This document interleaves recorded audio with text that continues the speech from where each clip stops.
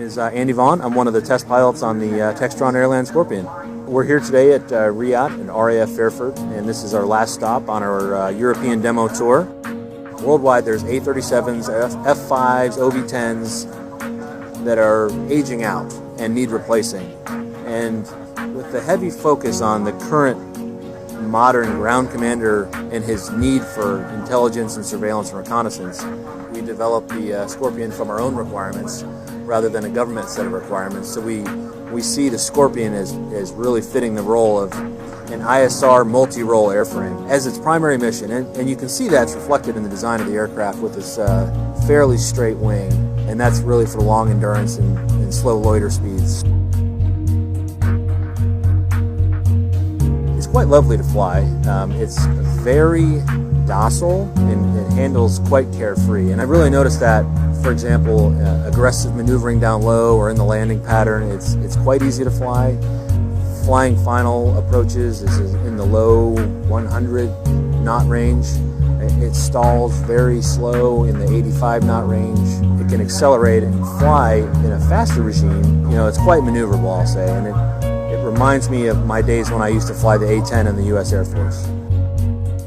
We've been doing some flight demos with the RAF, the Test Pilot School, as well as some trials with the Royal Navy down at Royal Naval Air Station Coldrose. In those trials, we have been testing a new sensor we've integrated on the Scorpion, which is the Thales iMaster, to validate our MMTI and our GMTI modes on that, as well as do some synthetic after radar images through weather, flying search and probe sorties with the Royal Navy's Sea Kings, searching for various ships and identifying different vessels out in the water up to 100 miles off the English coast. They were tremendously successful for us to validate the installation and the engineering work behind installing the iMaster onto the Scorpion in just a matter of weeks. Furthermore, we've been able to test our new mission system on the aircraft, which is developed by Force X. That's allowed us to test the iMaster on various modes, as well as using our L3 Westcam MX-15 DI. We're not tied to any one sensor. We want to be as flexible as possible, and we share that philosophy with our weapons as well. So Scorpion has the internal payload bay. We've got an area in the nose to carry a radar. We've got an area right behind that to carry another sensor. And then we have the 6 hardpoints on the wing to carry up to 1,000-pound NATO-class weapons. It is possible to install weapons into the payload bay and not have any external protrusions out on the wings. When we get back to the States, we're going to start integrating another sensor from FLIR Systems. That'll be the 380 HLD, in addition to the sensors we currently have on the airplane.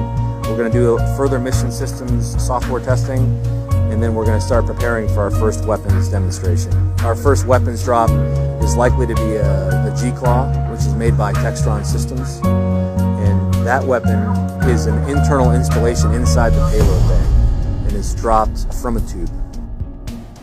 You have the ISR and you have the multiple sensors and you have the flexibility to bring weapons, so you could have many missions with one airframe with minimal reconfiguration time between missions.